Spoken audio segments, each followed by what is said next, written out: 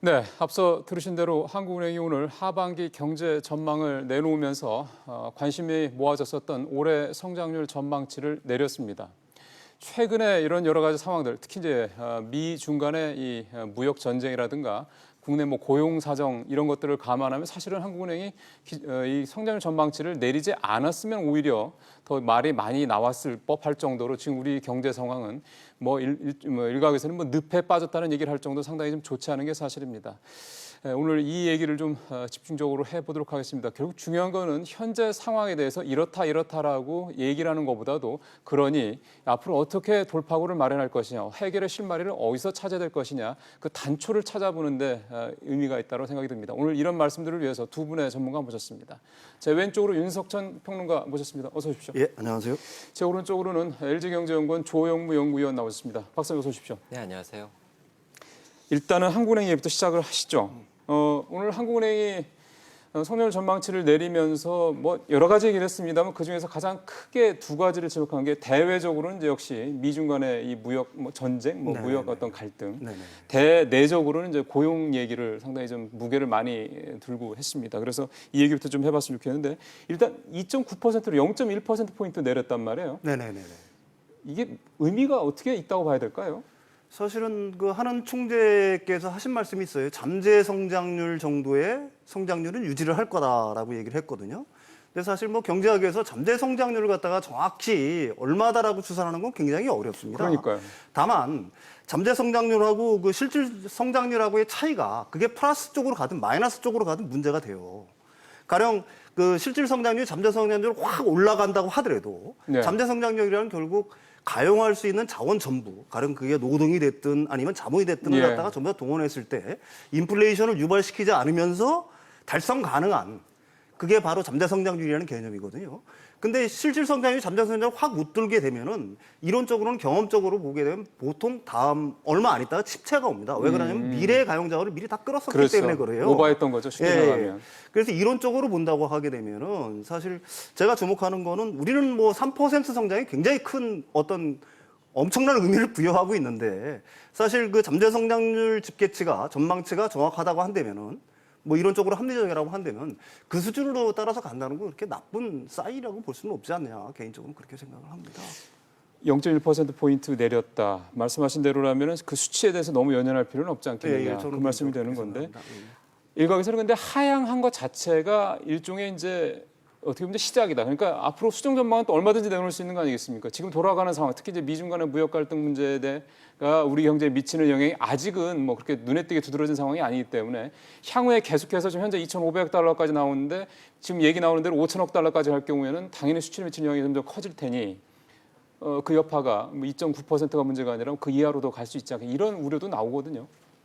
네, 말씀하신 것처럼 오늘 한국은행이 성장률 전망치를 0.1%포인트 하향 조정해서 2.9로 발표를 하긴 했지만 제가 있는 기관에서는 올해 성장률 전망치를 2.8%로 예상을 하고 있고요. 그게 언제 하신 거죠, 발표를? 작년 말에 했습니다. 작년 말이요? 네. 그럼 그 이후에 수정하시지는 않으신 거고요? 아직까지는 수정을 안 했습니다. 알겠습니다. 그런 측면에서 본다라고 한다면 저는 기본적으로 한국은행이 기존에 가지고 있던 올해 성장률 전망에 대한 경로 자체에 대해서는 크게 뷰를 바꿨다라고 생각되지는 않아요. 왜냐하면은 만약에 많은 부분을 반영했다라고 한다면 조금 더 낮출 여지가 있었을 걸로 보고요. 네. 하지만 2.9로 0.1%포인트만 낮췄다라고 하는 것은 올해 상반기에 나타났었던 부진한 흐름, 특히 앞서 진행자께서 말씀을 하셨던 고용시장에서의 부진한 흐름을 반영한 정도, 그리고 충분히 2.9 수치에 반영되지는 않은 것으로 보이지만 불확실성이라고 표현을 했었던 그랬죠. 현재 미중 간의 무역 전쟁 가능성에 대해서는 불확실의 영역으로 남겨놓은 것이 아닌가. 그렇게 따진다라고 한다면 실제로 올해 실현될 수 있는 성장률을 예상을 해볼 때 2.9%보다도 높아질 가능성보다는 도리어 낮아질 가능성, 하방 리스크가 조금 더 크지 않나 하고 생각이 됩니다. 사실 성장률 0.1%포인트 내려가지고 뭐 호들갑을 떨면서 무슨 공포 분위기를 조성할 필요는 분명히 없습니다. 하지만 냉정하게 우리 경제의 현재 상황을 분명히 판단해 볼 필요가 있겠고요. 무엇보다 경제에서 가장 싫어하는 게 불확실성인데 지금 우리한테 나타나고 있는 이 상황들이 불확실성이 좀 큰 부분들이기 때문에 현재 가장 큰 불확실성 어떤 변수들, 그러니까 앞서 말씀드렸던 이 미중 간의 무역 갈등 문제, 그 다음에 우리 고용 시장 문제, 이 문제를 조금 더 세밀하게 좀 파고 들어가 보면서 이 불확실성이 어느 정도 수준인지를 좀 파악해 보고 이 불확실성이 그러면 해소가 될 수 있는지 여부도 오늘 좀 이 시간에 좀 따져보도록 하겠습니다. 윤 평론가님, 네네. 북미 간의 무역 갈등부터 좀 먼저 좀 해보시죠. 네네. 아무래도 평론가님이 좀 이 국제 그 쪽에 그 책도 좀 내시고 그래서 이쪽에 좀 많이 알고 계실 거라는 생각이 들어서 제가 여쭤보는 건데 먼저 지금 일단 2,500억 달러까지 얘기는 나왔지 않습니까? 네네네. 근데 지금 계속해서 나오는 거는 정치적으로 풀 거야. 걔네들 둘이서 그렇게까지 막가지는 않을 거라는 그런 인식들이 있는데 이런 인식은 희망적인 겁니까? 아니면 가능성이 있다고 보십니까? 저는 뭐 충분한 가능성이 있다고 저는 생각을 합니다. 지금 2천억 달러 추가로 하는 거는 사실은 올 하반기, 앞으로 한 2달 정도 시간이 있죠. 뭐 공청회 등 뭐 여러 가지 절차를 거쳐야 되겠지만은. 그렇지만 아까도 저번에도 제가 그런 말씀을 드린 적이 있지만은 그 서로가 마주 달리다가는 예. 결국은 양쪽에 엄청난 피해를 볼 거라는 사실을 분명히 알고 있는 거고요. 특히 얼마 전에 그 미국 의회 움직임을 굉장히 주목해 볼 필요가 있습니다. 무슨 권고안이지만은 예. 사실은 어떻게 보게 되면 트럼프 행정부의 어떤 폭주, 관세 인상이라든지 보호무역주의에 대한 어떤 폭주를 갖다가 굉장히 제어하려고 하는 움직임들도 미국 내부에서도 분명히 있거든요. 있고요. 그렇지만 뭐 단기적으로 11월 중간 선거까지는 트럼프 대통령 같은 경우에는 자신의 공약 사항이니까 어쨌든 달려나갈 거라고 저는 생각을 합니다. 물론 그 이후에도 불확실성은 여전히 남아 있어요. 예. 그게 끝난다고 하더라도 양쪽이 합의가 된다고 하더라도 궁극적으로 이 싸움이라는 게 단순히 어떤 경제적 패권뿐만이 아니라 세계를 갖다가 누가 패권을 장악하느냐의 어떤 문제로 귀결이 되기 때문에 어떻게든지 미국은 일종의 그 중국의 기술 굴기를 갖다가 막으려고 하는 입장이고 중국은 어떻게든지 그걸 갖다 따라잡으려고 하는 입장이기 때문에 사실은 뭐 그 이후에도 불확실성은 얼마든지 지속될 수 있는 여지가 있지만은 예. 제가 생각하기에는 11월 중간 선거가 올 연말이 지나면서 약간의 타협점 아니면 뭐 중국이 일방적은 아니지만 중국이 어느 정도 선에서 양보를 하고 뭐 등등의 어떤 합의점을 갖다가 스스로 찾아나가지 않을까 저는 개인적으로 그렇게 생각을 합니다. 근데 그 불확실성이라고 얘기가 우리가 얘기하는 거의 근본적인 부분이 네네. 장기화라는 포인트라는 생각이 좀 들거든요. 그러니까 이게 오래 갈 거다 이런 부분 아니겠습니까? 오래 갈 거다 보니까 이제 불확실성이 커지고 좀 불안하다 이러는 건데 11월 중간 선거라고 하면 사실은 장기화된다고 봐도 되는 거 아닙니까?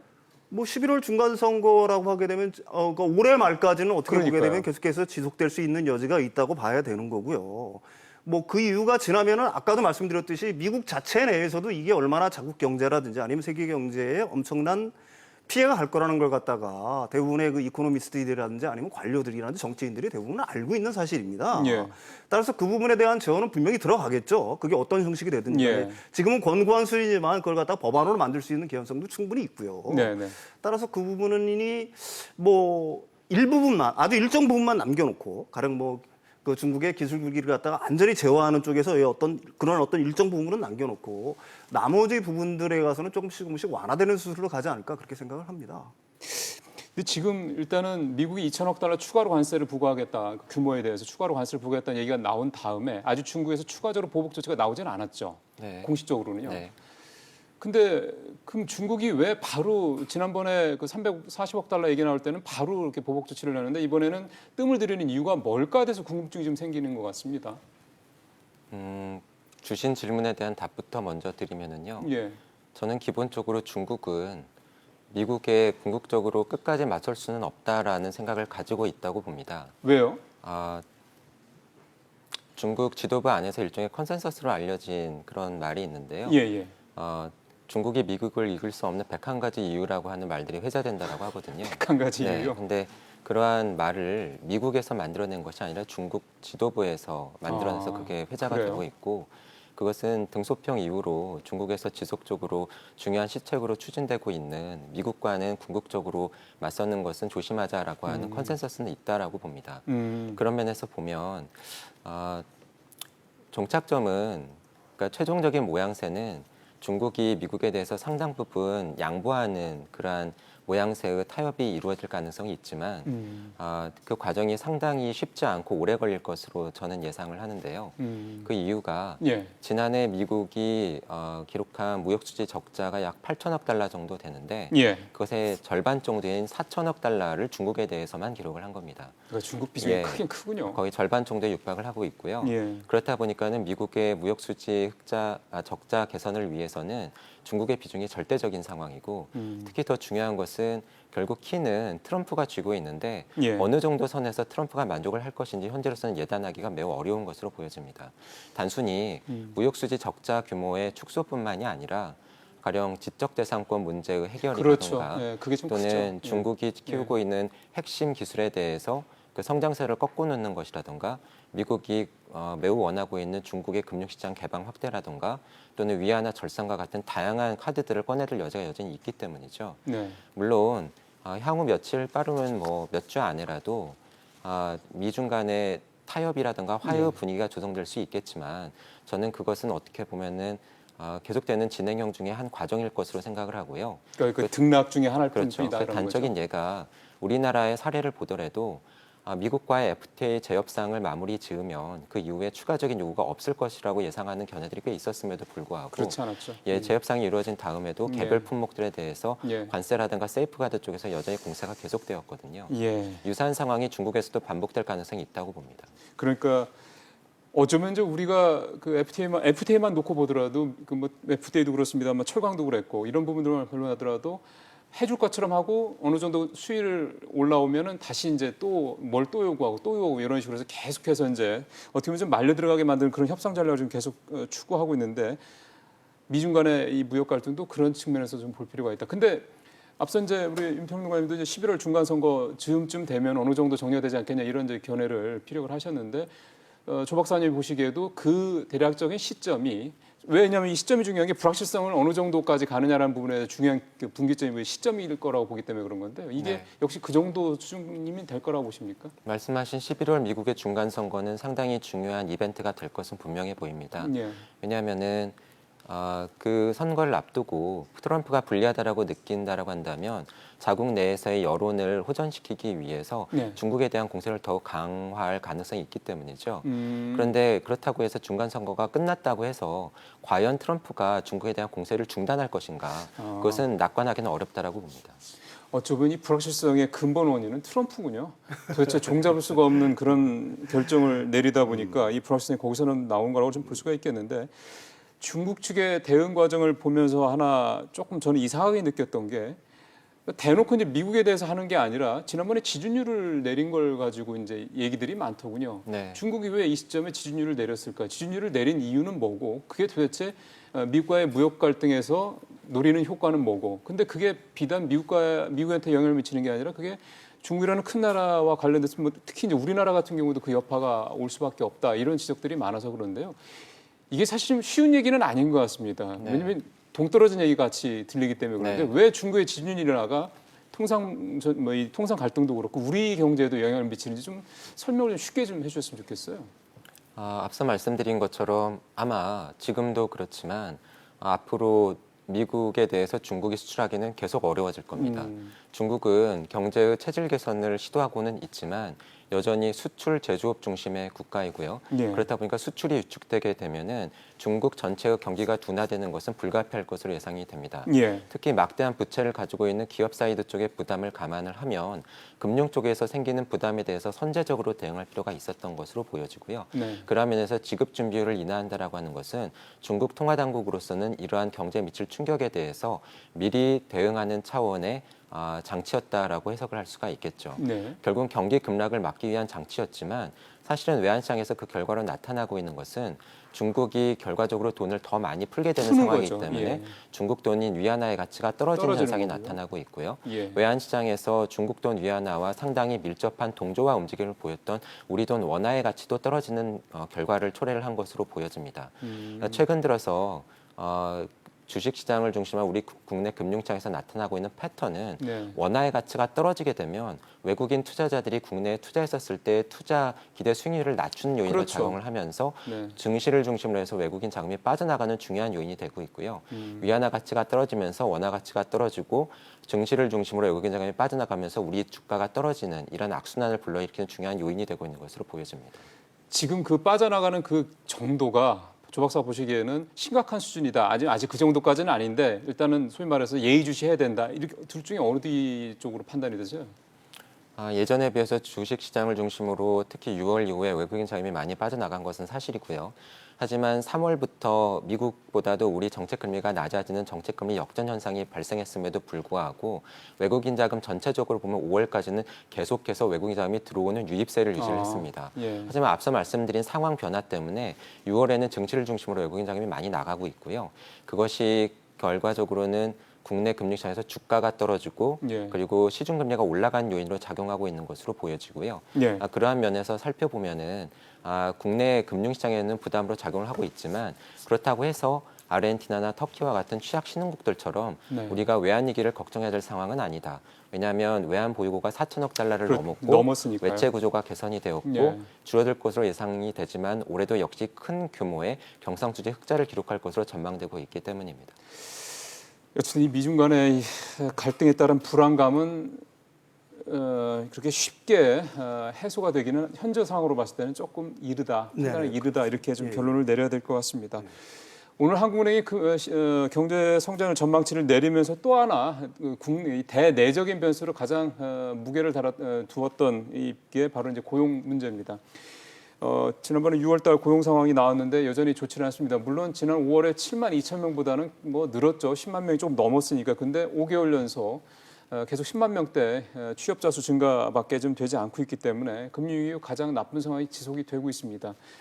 어떻게 보면 한국은행이 당연히 이 부분을 주목을 할 수밖에 없는 상황이기도 하는데 이 고용시장 문제와 관련해서 정부에서 가장 크게 설명을 하고 있는 거는 생산 인구가 줄어들고 있는 부분도 있다라는 얘기를 하고 있고 이제 뭐 여러 군데서 얘기하고 있는 최저임금 인상 여파는 현재로서는 아직 측정하기 좀 곤란하다. 자꾸 이런 식의 논리는 변한 게 없는 것 같더라고요. 오늘 이번에 6월 고용동향 나온 거 보고 오늘 한국은행이 이 고용시장 얘기를 하는 걸 보면서 좀 평론가님 어떤 생각이 드시던가요?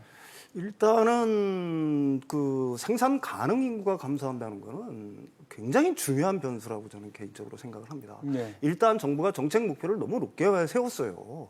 그 취업자 수 증가폭을 한 30만 명 정도로 잡았는데 그랬죠. 생산 가능 인구가 감소하는 상황에서 6월 달만 해도 한 8만 명 정도가 감소했지 않습니까? 15세에서 64세 인구가 한 8만 명 정도 감소하고 고령층은 늘어난 반면에 그 15세에서 64세 생산 가능 인구 자체는 계속해서 줄고 있거든요. 예. 그렇다고 본다면은 이런 어떤 신규 취업자 수의 감소가 뭐 10만 명대 아니면 그 이하로 떨어지는 거는 굉장히 구조화된 측면이 앞으로도 계속해서 이거는 계속해서 있을 수밖에 없을 거다라는 생각을 저는 개인적으로 하고요. 예. 한 가지 이제 좀 첨언할 게 있습니다. 우리가 뭐 한 30만 명대에서 한 10만 명대로 주저앉았다고 그래가지고 고용 쇼크라든지 고용 대란이라 얘기하는데 분명히 고용은 쇼크고 대란이죠. 뭐 제조업 부분에서 일부 줄고 있고 예. 뭐 줄고 있지만은 사실은 저는 자꾸 이제 미국이랑 자꾸 비교를 합니다. 미국이 우리나라보다 GDP 규모가 한 13배, 14배 정도 크죠. 그런데 거기서 롬판 페이롤, 그러니까 신규 취업자 수, 비농업 부분 신규 취업자 수하고 우리나라 신규 취업자 수하고 1대1 비교는 참 그래요. 왜 그러면 그거는 전월 대비 증가폭을 얘기하는 거고 우리는 전년 대비 동월 대비를 그렇죠, 하는 거니까 하죠.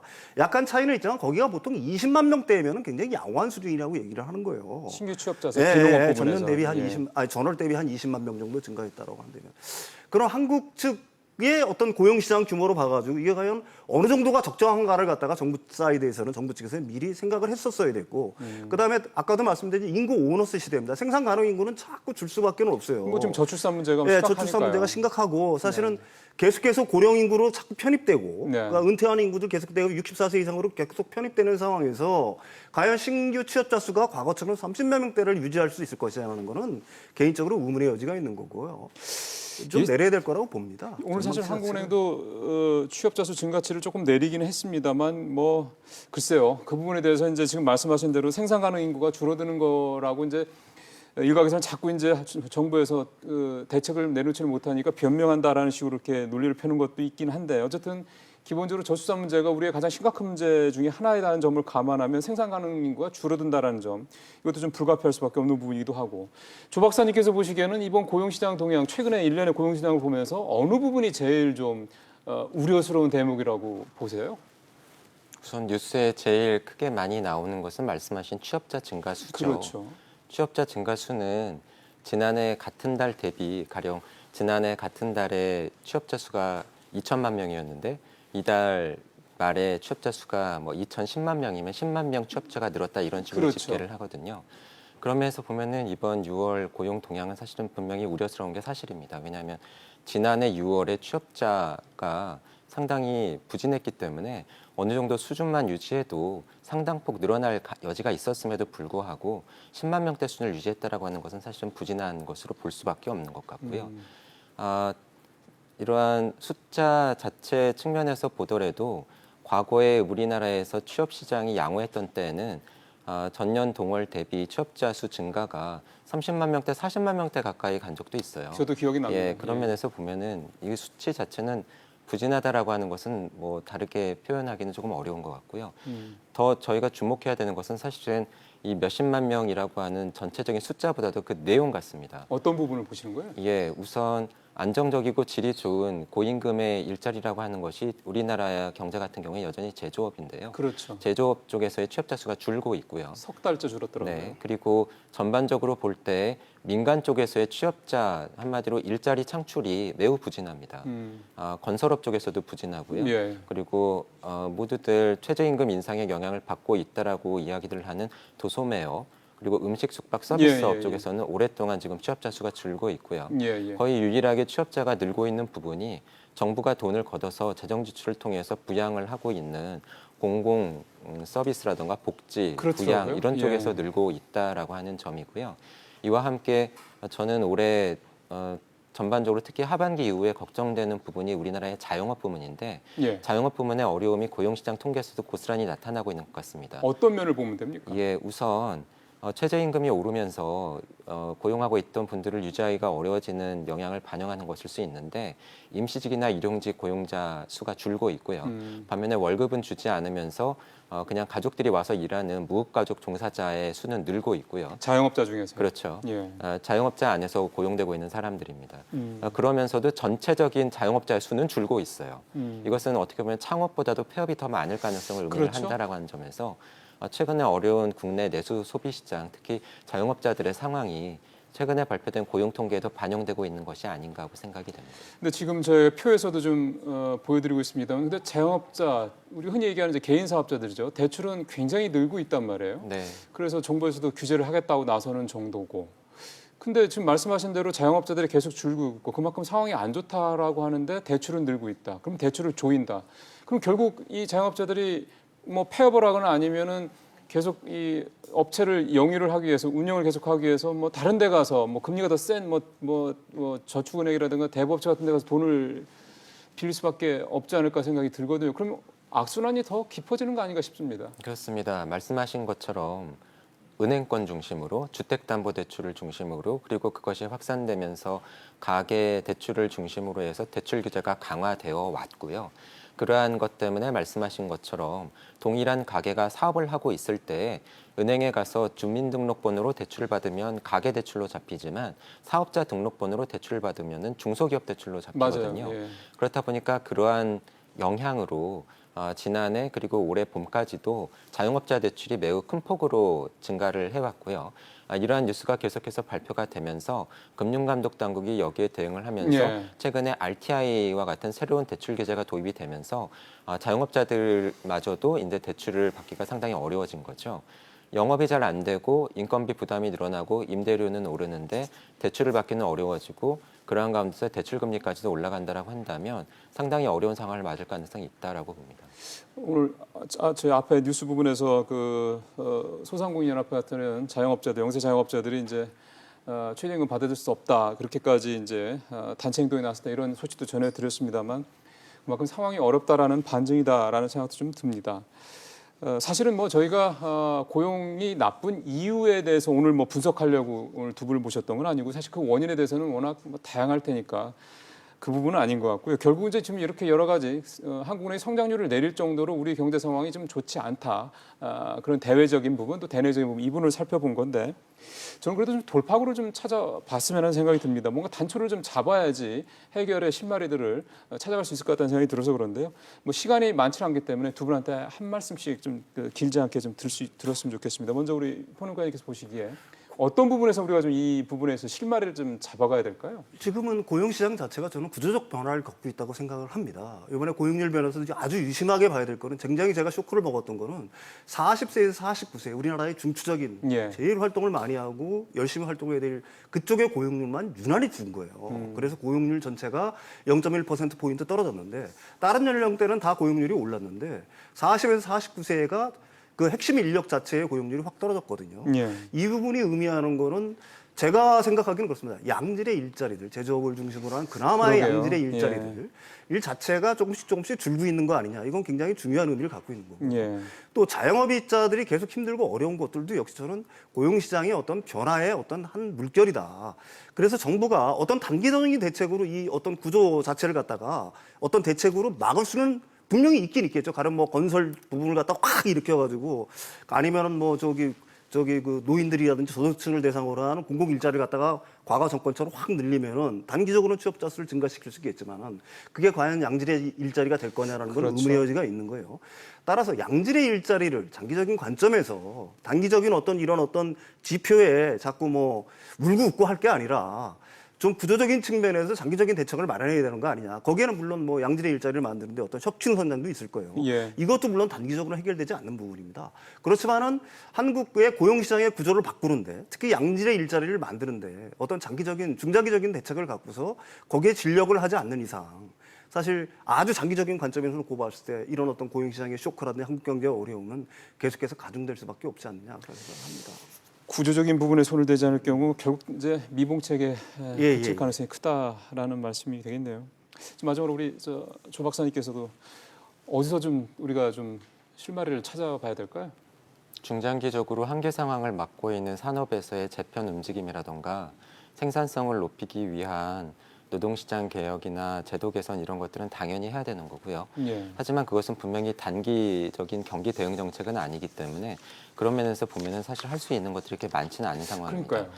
외환시장 개입 내역까지도 공개해야 되는 마당에서 외환시장에서 영향력을 행사하기 어렵다라고 한다면 결국은 손에 남는 카드는 두 가지밖에 없는데요. 네. 금리 조절을 통한 특히 오늘 정책금리 결정이 이루어진 날이니까 이러한 네. 금리 조절을 통한 통화 정책 그리고 예. 정부의 재정 지출을 통한 재정 정책 두 가지라고 한다면 예. 금리 정책 측면에서는 우리는 미국이 금리를 올린다고 해서 지금 금리를 따라서 올릴 만한 경제 체력이 아닌 아니죠. 것으로 보이기 예. 때문에 당분간은 정책 조합 측면에서 완화적인 통화 정책을 유지하면서 예. 경제 성장세를 끌어올리는 것이 필요한 것으로 보이고요. 예. 재정 정책 측면은 특히 중요한데요. 최근에 우리 경제를 보면 가계나 기업과 같은 민간 부문보다도 정부가 세금을 많이 걷어서 돈을 많이 쓰는 공공 부문이 상대적으로 커지고 맞습니다. 중요해지고 있습니다. 예. 그런 면에서 보면은 정부가 거둬들인 돈을 어떻게 쓰는가가 상당히 중요한데 단기적으로 유지될 수 있는 일자리 개수를 늘리기보다는 앞서 말씀드린 경제 구조 개선이라던가 숫자가 도리어 적더라도 오랫동안 유지될 수 있는 안정적인 일자리를 작은 숫자로도 늘리는 데 치중하는 것이 더 낫지 않을까 하고 생각이 됩니다. 기본적으로 재정 지출을 좀 확대해야 된다는 데 동의하시는 거군요. 그러면. 지금은 그게 필요한 상황으로 보입니다. 알겠습니다. 지금 사실은 뭐 내년에 되면 재정 지출 부분에 있어서 좀 더 확대를 현재 한 7% 정도를 더 확대하라는 뭐 그런 얘기들이 정치권에서 나오고 있는 것으로 보더라도 확실히 올해보다는 내년에는 정부의 재정 지출 부분이 분명히 더 커질 수밖에 없는 구조가 좀 만들어지고 있지 않느냐 이런 좀 전망도 좀 미리 해볼 수 있을 것 같습니다. 참 어려운 주제였습니다. 오늘 두 분과 함께 우리 경제 현재 어려운 상황들 그다음에 뭔가 돌파하고 찾을 수 있는 방법은 무엇일지 이 두 가지 중심으로 얘기를 좀 나눠봤습니다. 오늘 두 분 말씀 잘 들었습니다. 고맙습니다. 감사합니다.